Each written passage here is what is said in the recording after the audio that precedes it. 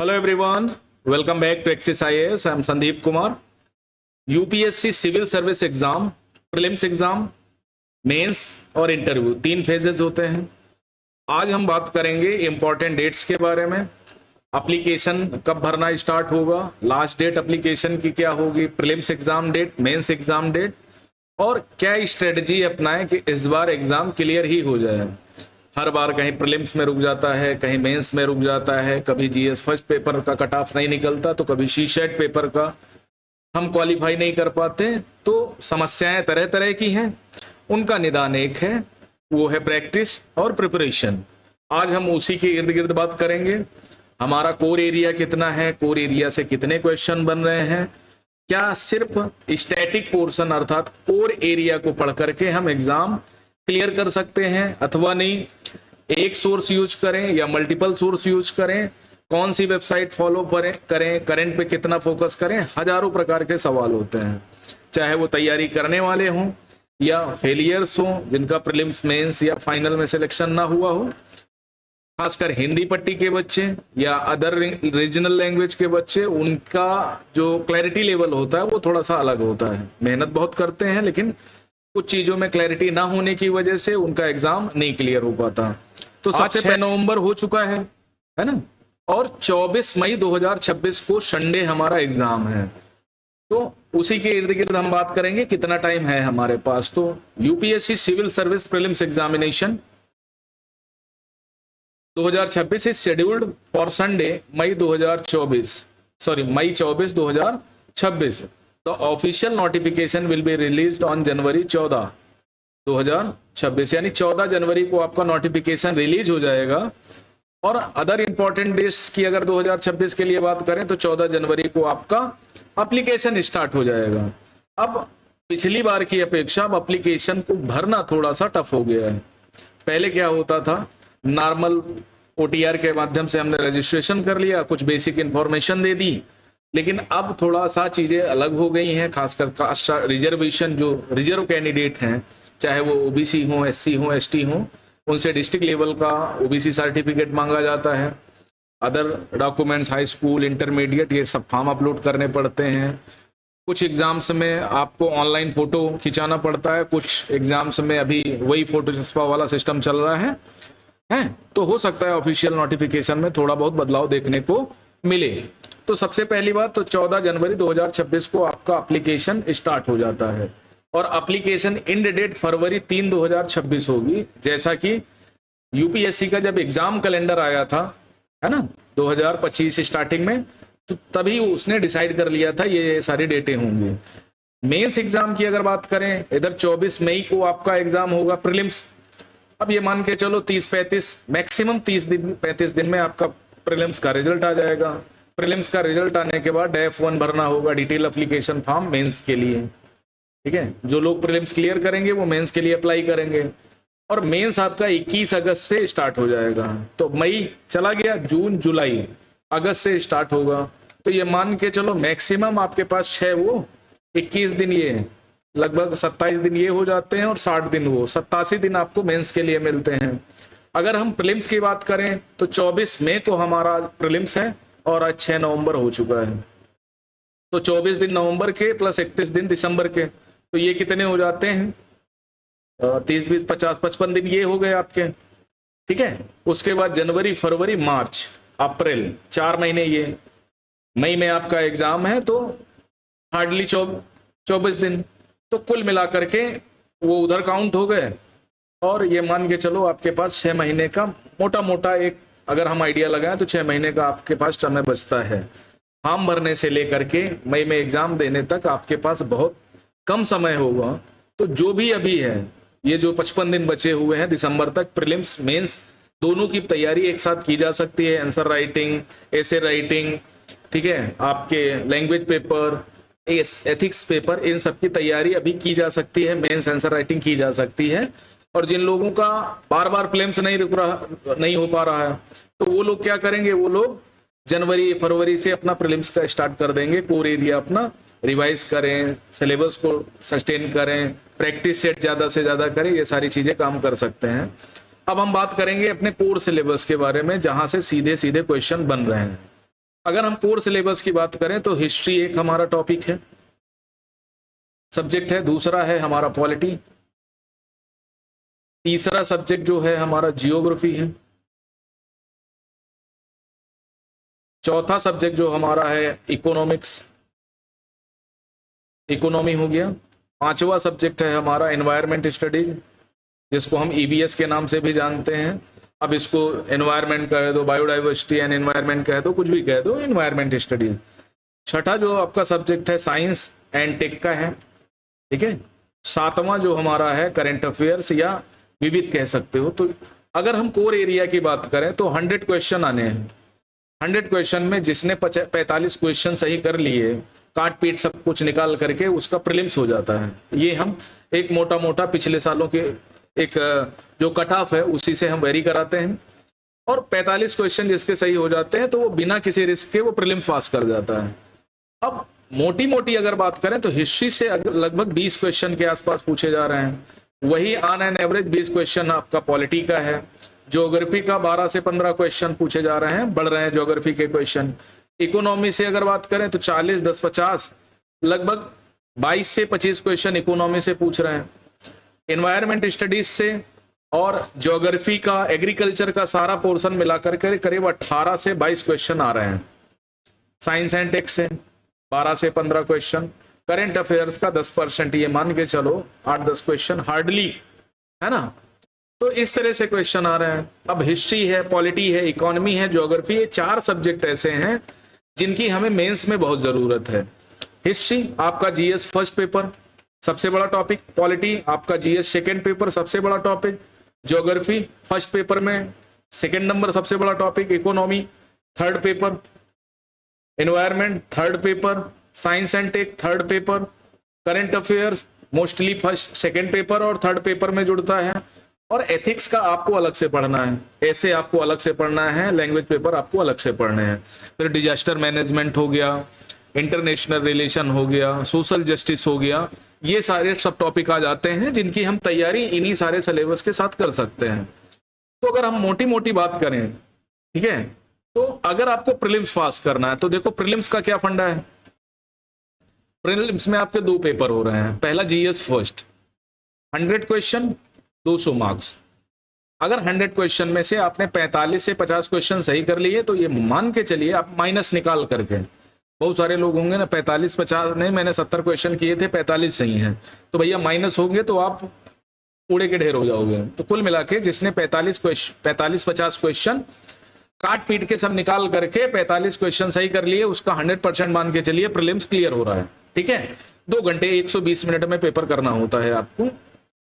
दूसरा है GS second paper, इसमें 80 क्वेश्चन आते हैं, सीसैट इसको बोलते हैं, सिविल सर्विस एप्टीट्यूड टेस्ट।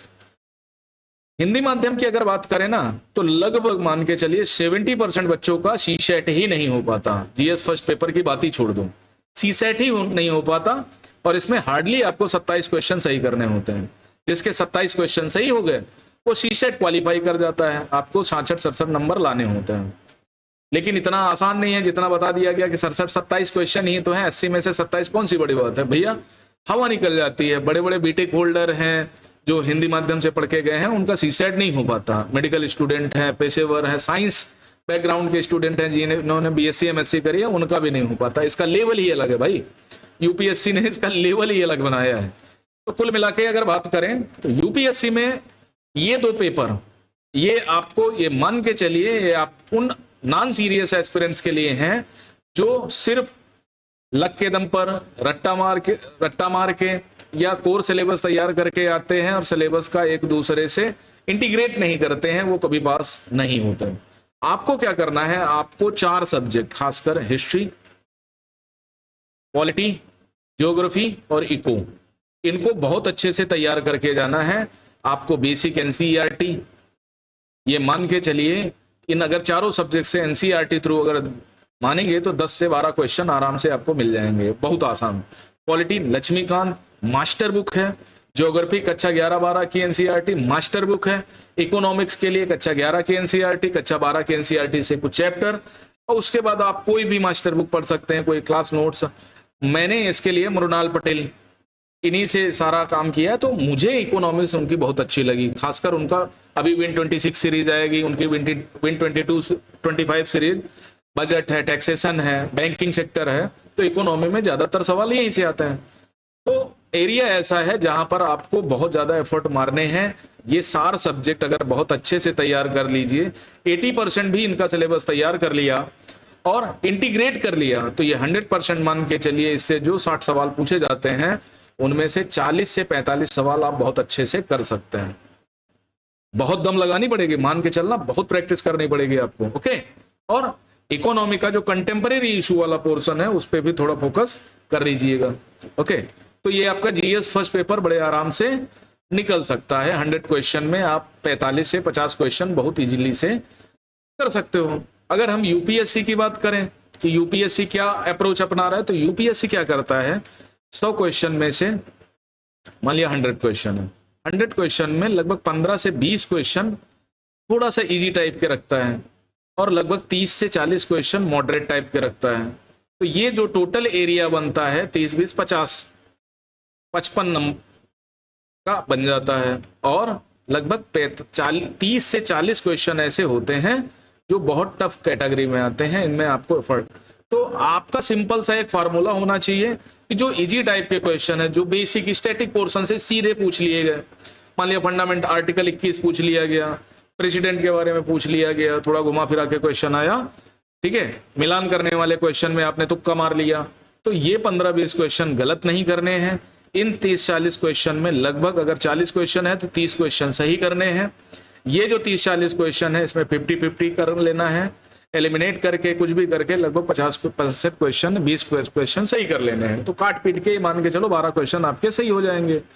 यहाँ पर अगर 30 क्वेश्चन करेंगे तो 42 क्वेश्चन ये हो गए, अगर ये बढ़िया कर लिए तो ऑन एन एवरेज मान के चलो 60-70 क्वेश्चन आप सही करके आओगे, 20-25 क्वेश्चन आपके गलत निकल जाएंगे, तो लगभग वही 50 वाला रेंज पहुंच जाओगे। तो ऐसे करना है भाई, आपने 4 क्वेश्चन किए, 1 2 3 और 4 क्वेश्चन किए, आपने एक क्वेश्चन सही किया, 3 गलत किए, तो आपके टोटल मार्क्स कितने हुए, माइनस हो गए, 0 बचा। तो उसी तरह अगर आपने 25 क्वेश्चन सही किए, 75 गलत किए, तो आपका नंबर आया 0, नंबर आया आपका 0। तो ये करना है कि गलत नहीं करने हैं, आप ये करो 75 सही करो, 25 गलत करो, नहीं इतना कर पा रहे हो तो कम से कम 65 सही करो, 35 गलत करके आओ। ये वाला स्कोप आपके लिए बहुत अच्छा हो जाएगा। सीसेट पोर्शन में दूसरा फंसता है आपका जो सीसेट पोर्शन, इसमें 3 टॉपिक है, पहला है मैथ, दूसरा है रीजनिंग और तीसरा है रीडिंग कॉम्प्रिहेंशन। बाकी सब टॉपिक तो और हैं, लेकिन इसी से 80 क्वेश्चन बनाए जा रहे हैं, जिसमें मैथ से सबसे ज्यादा 30 से 35 क्वेश्चन, लगभग 20 क्वेश्चन के आसपास रीजनिंग के, और लगभग 25 से 30 क्वेश्चन आपको रीडिंग कॉम्प्रिहेंशन से मिल रहे हैं। अब हिंदी वाले बच्चे जो हिंदी मीडियम प्रिपरेशन करते हैं वो क्या करते हैं, वो रीडिंग कॉम्प्रिहेंशन के भरोसे जाते हैं कि मान लिया 27 क्वेश्चन मिल गए, 2700 मार्क आएंगे, होता नहीं है भाई। आप क्या करो, आप इससे लगभग 10 क्वेश्चन छांटो, रीजनिंग पोर्शन से लगभग 12 क्वेश्चन छांटो, और इससे लगभग 15 क्वेश्चन 20 क्वेश्चन के आसपास निकालो, और ये पूरा लेंथ बनाओ लगभग 50 क्वेश्चन का, लगभग 50 क्वेश्चन के आसपास का लेंथ बनाओ कि 50% क्वेश्चन हमको करके आने हैं या सही करके आने हैं। क्वेश्चन चाहे आप 70 करके आओ या पूरे 80 करके आओ, लेकिन 50 क्वेश्चन आपको हर हालत में सही करके आने हैं अगर इसको कट ऑफ क्लियर करना है तो। भाई जितने ज्यादा आप करोगे उतने निगेटिव के चांसेस होंगे। अब मैं बार बार रीडिंग कॉम्प्रिहेंशन के भरोसे मत जाओ क्यों बोलता हूं भाई, मैं खुद झेला हुआ हूं ना। रीडिंग कॉम्प्रिहेंशन में मैंने 27 क्वेश्चन किए, मुझे लगा कि 27 के 27 सही होंगे, और नहीं सही होंगे तो 25 क्वेश्चन तो सही हो जाएंगे।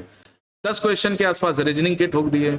जब भैया रिजल्ट आया ना तो इसमें 27 में से मात्र 12 से 15 क्वेश्चन मेरे सही हुए, सारा बंटाधार हो गया, 3 क्वेश्चन इधर गलत निकल गए, तो सब चौपट हो गया भाई, जितनी मेहनत करी थी सब चौपट हो गई। ये दूसरे अटेम्प्ट की मैं बात बता रहा हूं। तो कुल मिलाकर के रीडिंग कॉम्प्रिहेंशन के भरोसे जाओगे तो रीडिंग कॉम्प्रिहेंशन में भाई जितने सही होने के चांसेस हैं उतने गलत होने के चांसेस हैं। तो कुल मिलाकर के अगर आपको एक राइट स्ट्रेटजी, राइट अप्रोच के साथ जाना है और वाकई में आप प्रीलिम्स एग्जाम क्लियर करना चाहते हो, तो सबसे सिंपल फंडा है, आज से अभी से प्रैक्टिस स्टार्ट कर दो, शीशेट की प्रैक्टिस स्टार्ट कर दो। ये एग्जाम सिर्फ प्रैक्टिस मांगता है, क्योंकि लेंथी सवाल होते हैं, आपको कम समय में भाई 80 सवाल हैं, 120 मिनट हैं, है ना। तो आप 70 सवाल मान के जाओ, मुझे 70 सवाल 120 मिनट में करने हैं, आपको टाइम बढ़ जाएगा। ठीक है, मैथ के आप अपन देख लो कि जो अर्थमेटिक टाइप के क्वेश्चन है 10 क्वेश्चन उसके छाट लो। रीजनिंग के जो सिंपल टाइप के क्वेश्चन है अगर आपको नहीं आती तो कम से कम 8-10 सवाल उसके छाट लो। उसके बाद तीसरे नंबर पर जो रीडिंग कॉम्प्रिहेंशन का टॉपिक है तो लगभग 27 क्वेश्चन है, तो 15-16 उससे छाट लो। तो इतने का अगर एक आप डाटा बना के जाओगे, इतना अगर आप सही करके जाओगे तो ये 100% मान के चलो आपका हो जाएगा। दूसरा पॉलिटी, जीएस फर्स्ट पेपर में पॉलिटी संभालो अपनी, लगभग 20 क्वेश्चन जो पूछे जा रहे हैं उसमें कम से कम 15 क्वेश्चन करने का दम भरो, है जो बहुत टफ है, जो नहीं समझ में आ रहा है, टॉपिक से बियॉन्ड चला गया, उसको डिनाई करके आओ, बाकी सब करके आओ। हिस्ट्री, मॉडर्न इंडिया ठीक से पढ़ो, मिडिवल इंडिया से क्वेश्चन बढ़ रहे हैं उसको ध्यान दो, एंशिएंट इंडिया का कल्चर पोर्शन बहुत अच्छे से ध्यान दो, ज्योग्राफी खासकर प्राकृतिक भूगोल आप बहुत अच्छे से तैयार करो, एग्रीकल्चर पोर्शन बहुत अच्छा तैयार करो। इसमें जो सेक्टर वाइज ज्योग्राफी है, मिट्टियां हैं, खेती है, वो सारी चीजें से क्वेश्चन बनते हैं और आराम से आपका हो जाएगा। उसी तरह इकोनॉमी पोर्शन में बैंकिंग सेक्टर को बहुत ज्यादा ध्यान दो, उसका करंट अफेयर्स बहुत ज्यादा, कंटेम्परेरी इशू जो हैं उसको बहुत अच्छे से तैयार करो। उसके अलावा आप बेसिक पे बहुत ज्यादा फोकस करो, क्या चेंजेस हो रहे हैं इकोनॉमी में, क्योंकि बदलने वाले सब्जेक्ट हैं भाई, इसमें बहुत जल्दी चेंजमेंट होता है ना, तो वो समझो। उसके बाद ईबीएस है, इन्वायरमेंट स्टडीज है। ईबीएस में भैया चूंकि इंडियन फॉरेस्ट सर्विस का एग्जाम साथ में होता है तो इससे क्वेश्चन ज्यादा आते हैं, 18-20 क्वेश्चन पूछ लिए जाते हैं। तो ईबीएस के लिए सबसे बढ़िया है कक्षा 12 की बायो क्लास की बुक, उससे आपका साइंस एंड टेक का पोर्शन तैयार हो जाएगा। करंट अफेयर्स में आपको साइंस एंड टेक्नोलॉजी में भी आपकी हेल्प करेगा। और जो बेसिक पर्यावरण की बुक है वो कर लो, क्योंकि पर्यावरण से लगभग 2-3 क्वेश्चन मिल जाएंगे आपको। स्पीसीज वाले क्वेश्चन है, करंट अफेयर्स के क्वेश्चन है, वो बढ़िया से तैयार रखो, आराम से आपका हो जाएगा। इकोनॉमी हो गया, ईवीएस हो गया, पॉलिटी के कुछ सेक्शन हो गया, जहां से ये मान के चलो करंट अफेयर से क्वेश्चन आते हैं, या करंट अफेयर से नहीं आए, कंटेम्परेरी इशू 2-4 साल पुराना क्वेश्चन पूछ लिया गया तो गलत ना होने पाए। और अब जैसे कि कोई कहता है कि यार कैसे तैयार करें, बहुत ज्यादा सिलेबस है, बहुत वर्सटाइल है, बहुत डाइवर्स सिलेबस है, कैसे हम इसको संभालें। तो बेसिक जब तक आप बेसिक तैयार करो, न्यूज़पेपर वगैरह पढ़ो। न्यूज़पेपर पढ़ने से 2 बेनिफिट होते हैं। मान लिया आरबीआई के विषय में पूछा गया कुछ, आपने आरबीआई के विषय में इसके सारे नॉर्म्स पढ़ लिए, आरबीआई ने कुछ रेगुलेशन चेंज किए, खासकर जो कॉमर्शियल बैंक्स हैं या नॉन कॉमर्शियल बैंक हैं, एनबीएफसीज हैं, मान लिया नॉर्म चेंज हुए, जब बार बार उसको पढ़ोगे करंट अफेयर्स में तो एक दिन आरबीआई आपके दिमाग में चढ़ जाएगा, ये एनबीएफसी क्या है ना, फंजिबल टोकन क्या है, नॉन फंजिबल टोकन क्या है, इस तरह की चीजें आपके दिमाग में तभी चढ़ेंगी जब उसको बार बार आप पढ़ोगे। और यही एक तरीका है। अभी जो लोग प्रिपरेशन कर रहे हैं उनके लिए यही है कि ऐसे वगैरह को अच्छे से तैयार कर लो। उसके अलावा एथिक्स पेपर, क्योंकि हिंदी माध्यम से पास करना है तो एथिक्स पेपर हो गया, जीएस फर्स्ट पेपर हो गया, ऑप्शनल आप अपना बढ़िया से तैयार करो। लैंग्वेज पेपर 2 पूछे जाते हैं, 2 लैंग्वेज हैं, 300-300 नंबर के आते हैं, क्वालिफाइंग नेचर के हैं, उन पे थोड़ा ध्यान दो तो बाकी सारी चीजें अपने आप सही हो जाएंगी। अगर नहीं ध्यान दोगे, ठीक है, नहीं ध्यान दोगे तो दिक्कत है, तो ऐसे ही चलते रहोगे तो गड़बड़ कर जाएगा, कहीं ना कहीं मामला गड़बड़ हो जाएगा, और गड़बड़ हो गया तो फिर वही ढाक के 3 पात वाली कहानी बन जाएगी। ठीक है, तो अगर आपको लगता है कि नहीं हमें ढंग से प्रिपरेशन करनी है, समय कम है, काम ज़्यादा है, सिलेबस ज़्यादा है, बहुत सारा कवर करना है, तो थोड़ा सा मोटिवेट होके तैयारी करो। प्रीवियस ईयर क्वेश्चन पेपर देखो, सिलेबस को बार बार देखो, ये सारी चीज़ें आपको हेल्प कर सकती हैं। प्रैक्टिस जम के करो, जो टॉपिक नहीं आते, जो सब्जेक्ट ठीक से नहीं आता, उसकी प्रैक्टिस जम के करो, चीज़ें अपने आप लाइट एंड क्लियर हो जाएंगी। ठीक है, तो आज के लिए इतने, थैंक यू वेरी मच। कैसा लगा आपको ये क्लास बताइएगा जरूर। हमारा टेलीग्राम चैनल का लिंक आपके उसमें डिस्क्रिप्शन बॉक्स में है, ज्वाइन करिए और बेहतरी के साथ प्रिपरेशन करिए। धन्यवाद।